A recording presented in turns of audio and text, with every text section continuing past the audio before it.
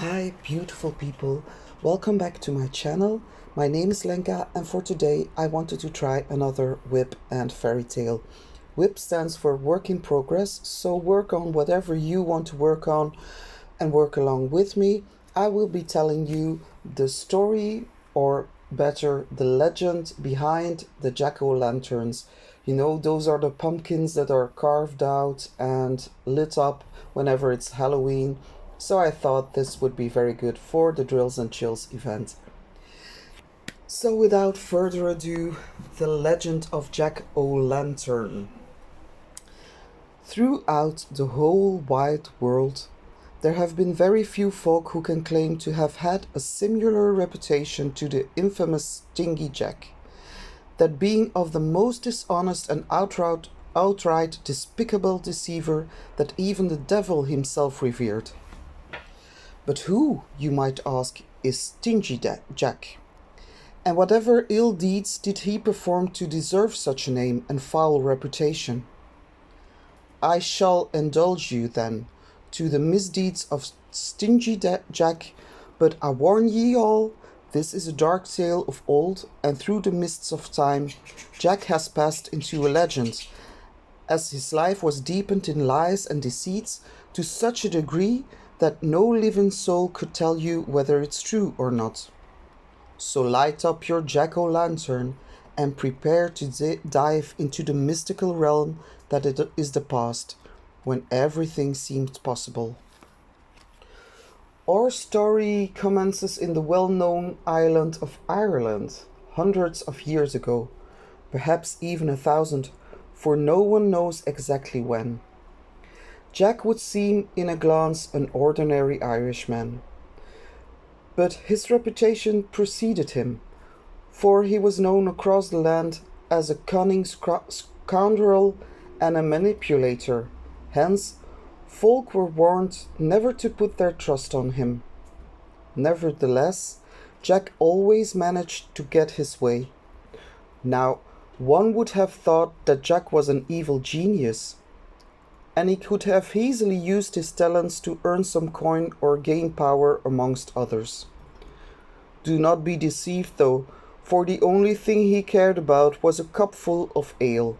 In other words, he wished for nothing more or less than to be drunk and merry from sunrise till well into the night. There came a night when a mysterious hooded figure was in an alehouse where Stingy Jack was often seen. 'Twas none but a devil, who silently haunted the wicked, and happened to eavesdrop on a conversation that most intrigued him.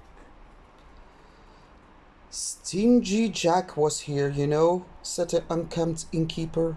"Owes me money for ages, but I can't get him to pay me back, see. Always drinks for free, drives me mental, he does." "Why ever should you let him in?" asked another man, whose beard was drenched in spilt ale. "Dunno, do I?" the innkeeper said, clearly annoyed. "All I know is this: every time that piece of shit comes up with a far-fetching lie about why he can't pay, and for some reason I let him in. I half believe his excuses, truth be told. God knows why." "Aye," agreed the other man. "All Ireland knows of Jack. He is a deceiver, but the alehouses still give him free ale wherever he goes, for he always convinces them. Methinks Stingy Jack got the devil's own power of deception," the man suggested. The devil thought long and hard, for he had not heard before of another creature but himself that possessed this kind of power. Like Stingy Jack, the devil always found a way to trick people to do his bidding. They often suspected he lied, but an unseen power led them to believe him at the end, nonetheless. Thus, the devil decided to travel across Ireland to establish whether what he had heard that night was genuine or simply an exaggeration of mortal beliefs and superstitions. However, to his great discontent, he soon came to realize that the so-called Stingy Jack had to have some sort of power, for there was no alehouse he did not visit that Jack was not known for his dishonesty and trickery. Hence, there was but one thing the devil could do: seek Stingy Jack and trick him to divulge his true power, after which the devil could claim his soul forever, for he could not permit any other being to uphold a more foul reputation than himself. So, the devil searched for Jack for many a night, and eventually he found him roaming around the alehouses of a sleepy town in the heartland of Ireland. Initially, he spied on him for a little while, wanting to take the first impressions before revealing himself, and he was shocked to see that Jack seemed as insignificant as any other mortal. He was middle-aged, white-haired man with ragged clothes. Jack was holding a cup of ale on his hand and was walking aimlessly, and as his poor balance suggested, he was drunk. The devil, deciding that it was time to reveal himself, snapped his bony, long-nailed fingers and made his skeletal body visible. "Halt!" he cried to Jack, who immediately jumped frightened, spilling his ale over his already dirty clothes. Who the devil are you?" Jack stuttered. "Well, right you are with the first guess, Jack," answered the devil, smiling malevolently.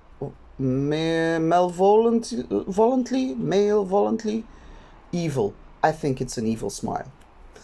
Anyway. "How do you know my name?" Jack asked. "But why, everybody in Ireland does. Stingy Jack." "I've no money to give you. Leave me be. Tell your master I'll return his loan when I may," said Jack, who thought that someone whom he owed money had sent the devil to demand his loan back. "Nobody sent me, Jack.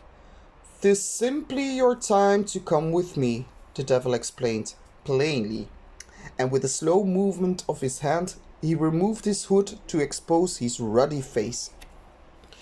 His forehead was horned, and his eyes were yellow and vertical like a cat's, whilst the chin was shadowed by a pointy goatee. "Nay, nay, my Lord of Darkness," cried Jack in protest. "Me time's not up. I've still many things to do in this mortal life. I beg you, don't damn me, not just yet." "Why ever not, Jack? Pray tell, for the way I see it, you've been a despicable man for over 40 years in this world, going out and about, deceiving and tricking everyone in your way. Folk have gone as far as to suggest that you've got my powers.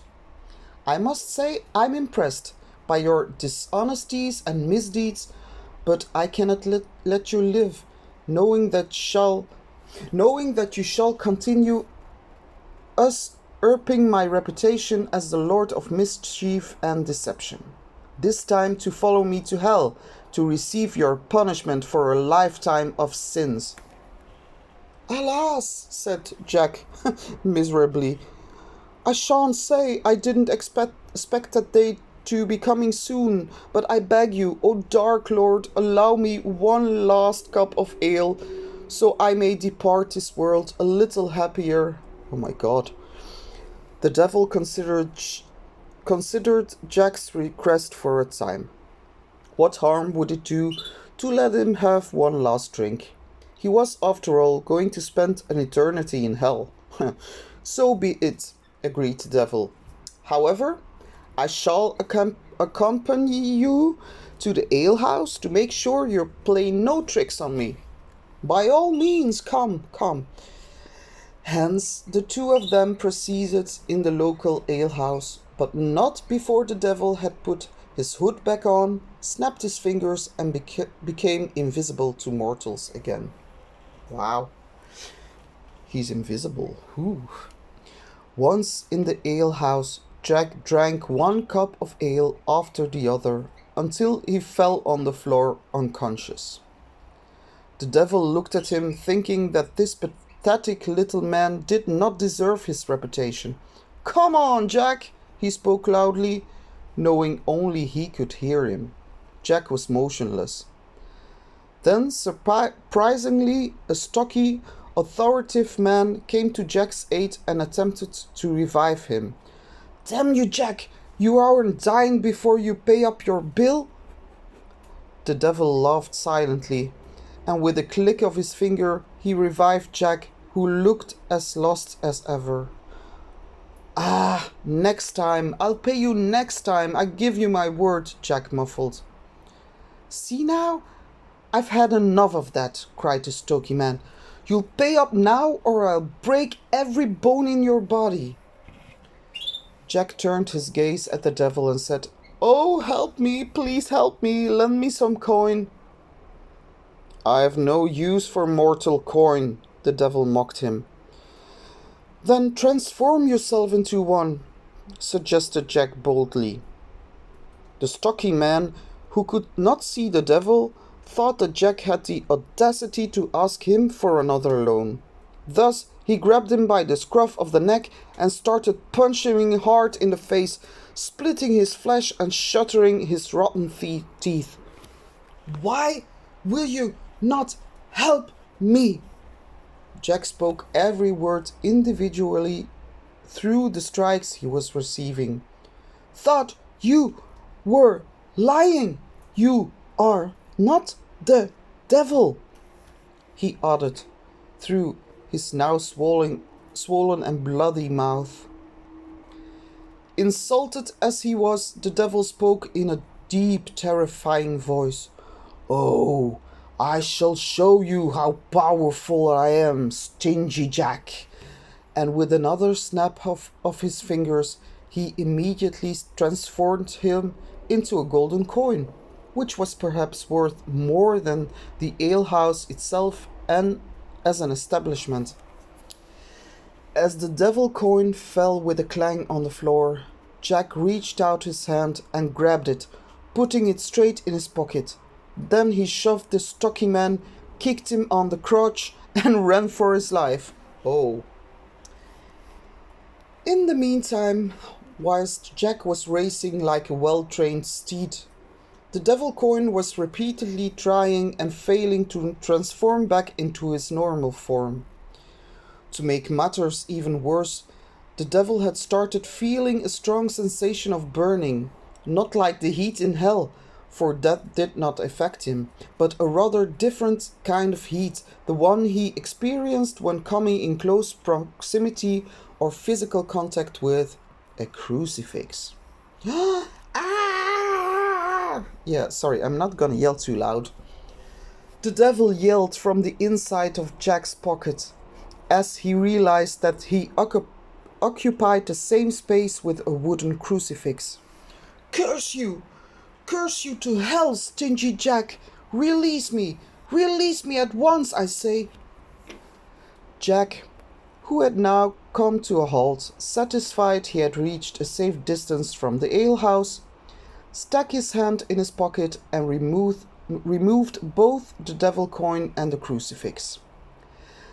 Then he turned his head and vomited violently on the muddy ground, for his stomach was no more capable of withholding the excessive amount of alcohol he had consumed. Wiping his mouth with the back of his hand, he raised the devil coin at eye level and spoke to it. "Bet you didn't expect me to outsmart you, did you now, oh mighty devil?" he said sarcastically. "You despicable mortal, you shall burn in the cauldrons of hell for all eternity." The devil's feeble voice was heard from the coin. Stingy Jack laughed out loud, gaping his remaining bloody teeth and releasing his foul breath. "The way I see it, you aren't in a position of making threats. I thus propose this. You promise to grant me 10 years of life in this world before you come claim my soul, and then I shall set you free. What say you?" The devil had found himself in a tight corner and had to admit defeat to the cunning of Stingy Jack. "So it shall be, Jack. I swear that I leave you in peace to drink yourself to death for another 10 years. But when the time comes, beware your despicable scoundrel. You shall pay for your sins." "Hooray!" cried Jack, and tossed the coin away into the darkness, letting the devil transform back into his former self. 10 years might seem a long time for to mortal's life, but for the Lord of Hell, 'tis not. So the devil bade his time. Jack, on the other hand, did not change his ways of life at the slightest. He continued to be the same obnoxious, dishonest rascal, tricking folk into giving him free goods, especially ale. Exactly 10 years on the day that Jack had struck his deal, the devil appeared to him in the darkness of the night, once more demanding the submission of his soul. This time he had promised to himself that he would not take no detours and shall not allow Jack to hoodwink him. "Oh-ho! Is it already time to depart this vain life?" bemoaned Jack. He was sitting on the ground, his back leaning on a very tall apple tree. Now, I'll accept no excuses this time. Drink your last sip of ale and let us go," urged the devil. As Jack drained his cup and smacked his lips, trying to savour every last drop of his favorite substance in the world, he gazed at the devil's yellow eyes and said, "Will you not allow me one last meal, O malevolent lord?" "Nay," said the devil, categorically. "We're not doing this again, Jack. You shall not trick me this time around. No more visits to the alehouse." "Oh, how misunderstood a character I am," spoke Jack dramatically. "I only meant for a bit of those delicious-looking apples." The devil narrowed his eyes suspiciously. "I see no apples hanging from this tree," he countered, looking up. "But there's some at the very top branches. There, you see. Alas, I'm mortal and cannot climb so high," Jack indicated. "Not to mention too drunk to do anything worthwhile," muttered the devil. "So be it. I shall fetch you an apple to satisfy your hunger, but then we must go. No more favors," he pointed out. He was not even sure why he had agreed to that, but thought that no harm could possibly come by an innocent fruit. Thus, with a whoosh of his black cloak, he found himself effortlessly at the top of the tree picking apples. However, as he was ready to climb back down, he glimpsed Jack at the foot of the tree making mischief. "Whatever are you doing?" Apparently, Jack had been busy planting wooden crosses around the base of the tree, therefore entrapping the devil. "Ha ha ha ha!" Jack laughed coldly. "Now hear me, O Lord of Darkness, for this shall be our last encounter." The devil was fuming, for he could not believe he had been deceived yet again. How could he be so foolish? It was clear to him now that Jack had been planning this a long time. In fact, it seemed that he had been waiting for the devil to find him on that particular tree so he could set his trap. Even at this height, he could feel the unbearable heat the crosses were producing. If he was not careful, this could be the end of him. "You know, for a drunkard, you've certainly got some sharp wits, Jack. I'll give you that. So, what is it to be this time? Another 10 years? Nay, you're mistaken." Jack started and smiled sardonically, pausing for a few seconds to relish the genius of his plan. If you want your freedom back, then you shall have to promise neither ever to hunt me, nor claim my soul, or in any other way lead me to the fiery cauldrons of hell. The devil sighed, then nodded. I vowed this to you, Jack, never to let you cross the black gates and enter the realm of hell. Jack hesitated for a moment, thinking that the devil had agreed too easily to his demands, but he waved this thought away.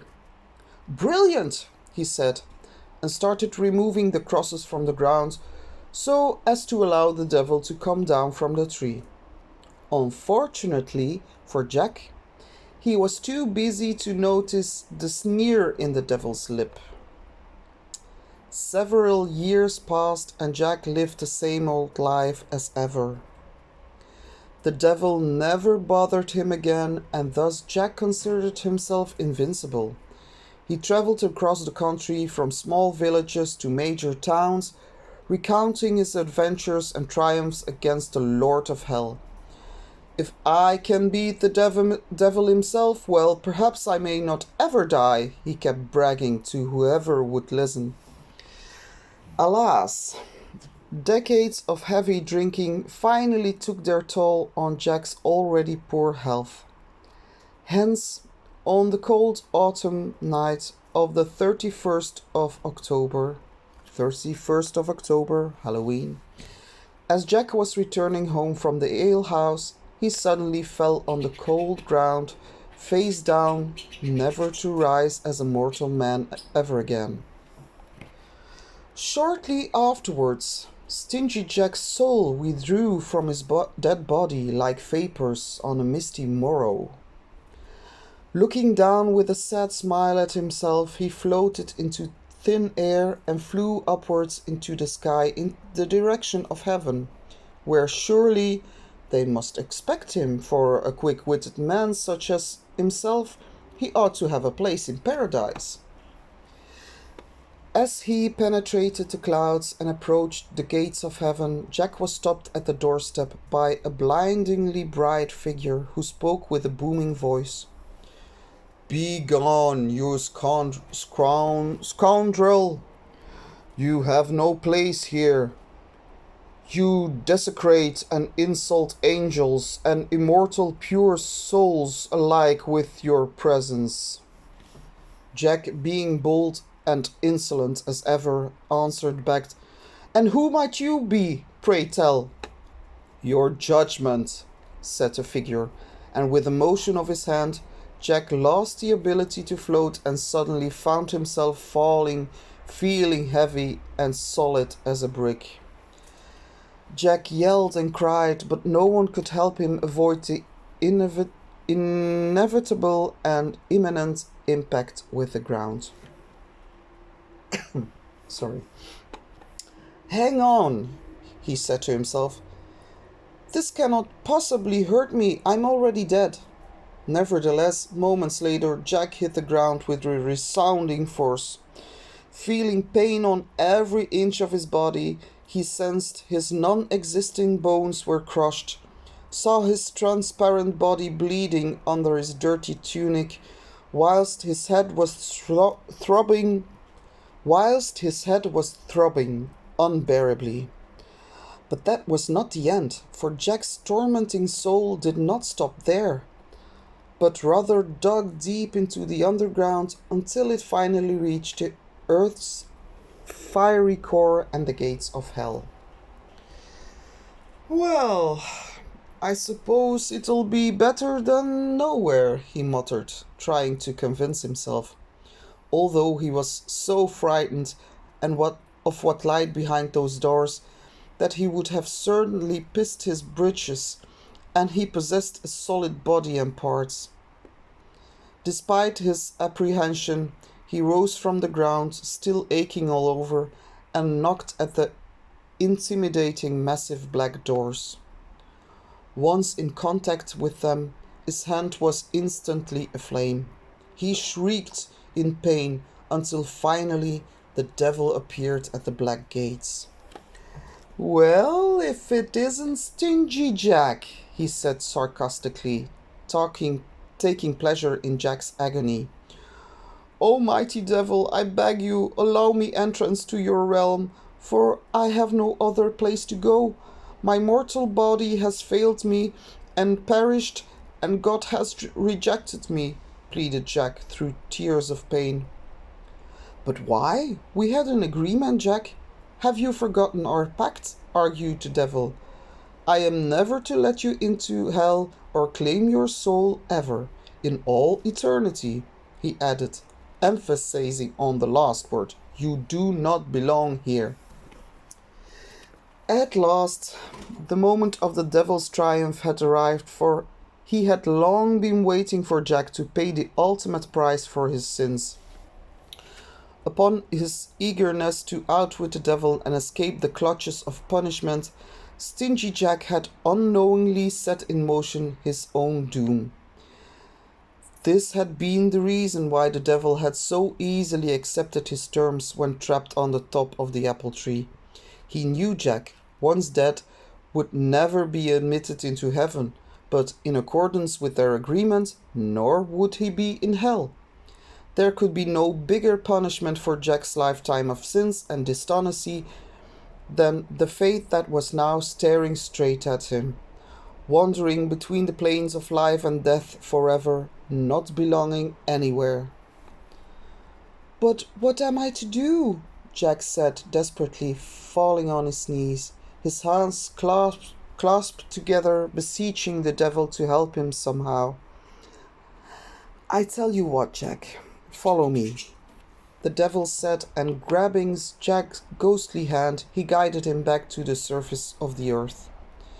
The two of them came to rest next to a turnip patch, in a farm not far off from where Jack had exhaled his last breath. Then the devil unrooted one of the largest turnips and proceeded in carving it methodically with his knife-sharp fingernails. When he was finished, the turnip was hollow on the inside, and two scary eyes and a fanged mouth could be seen on the outside. Next, he blew inside it, lighting up the turnip with an everlasting ember. "This is for you, Jack." "Whatever am I supposed to do with a turnip lantern?" Jack enquired, puzzled. "From this night on, you shall be known as Jack of the Lantern," the devil explained, sneering. "And this lantern here shall serve as a warning for the mortals you will come across with on your endless journeys, so as nobody may trust you ever again. Every living man, woman, or child shall know your despicable name, and when laying eyes on your ghostly presence, shall run away in safety far from you. You are doomed, Jack, fated to wander the earth aimlessly forever with no rest, condemned to be unwanted by both the living and the dead," elaborated the devil, who had at long last taken his revenge on Jack. Jack lowered his head in submission and grabbed the lantern, which now would be his only companion. Ever since that Halloween night, Jack-o'-lantern spectre has been roaming the earth, eager to trick unknowing folk away from their safe paths, but his lit candle,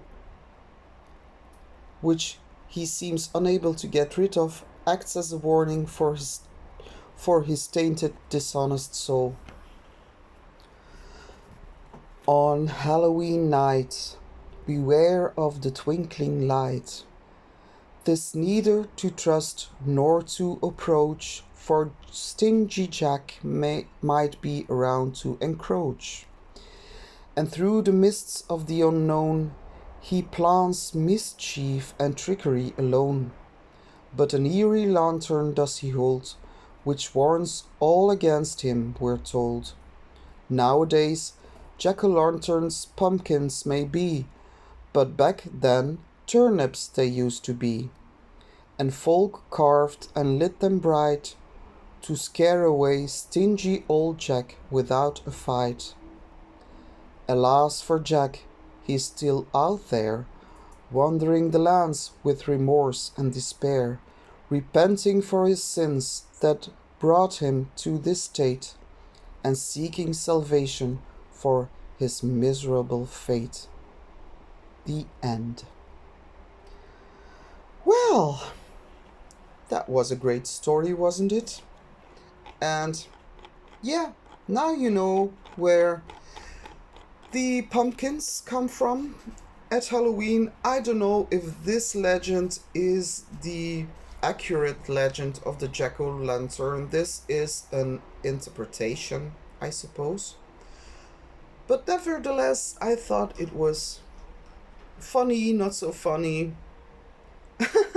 And yeah, even though Jack was a rotten soul, in the end, I kind of feel sorry for him. I'm like, imagine that you have to wander around for all eternity, nowhere home, and people scare you away with their own lanterns. But talking about lanterns, I've got pumpkin plants in my garden, so I hope at Halloween I will be able to carve some pumpkins myself. But instead of a candlelight, I put in a LED light. Yeah, I know. Because I put them at the door, and sometimes there are children who come for trick or treats, but that's not such a custom in our country. Here it's not really. They do dress up for Halloween at school and everything, but they don't really come house to house to trick or treat. But in case that some children are coming, I will buy some candy anyway. So I hope you like this little tale, and yeah, let me know what you think down in the comments. I know my English is sometimes a bit, yeah, I'm trying. But anyway, I still have got other fairy tales that are connected to thrills and chills. So this is the first one. But I believe the next whip and chat that I will do is answering the questions that Natalia has asked me. I've been tagged by Natalia to answer some diamond painting questions, so that's the next thing I will do, unless something comes to my house, so then I will do that as an unboxing or anything. So let me know. That's the second time I asked that. Let me know what you think down in the comments. If you like this video, please give me a thumbs up on your way out, and do subscribe to my channel to become a part of this beautiful family. And you also can hit the bell to be notified anytime I put up another video. This was it for me today, guys. I hope you enjoy diamond painting or whatever craft you do. I hope you have a great day, and see you in the next video. Thank you so much for watching. Bye, guys.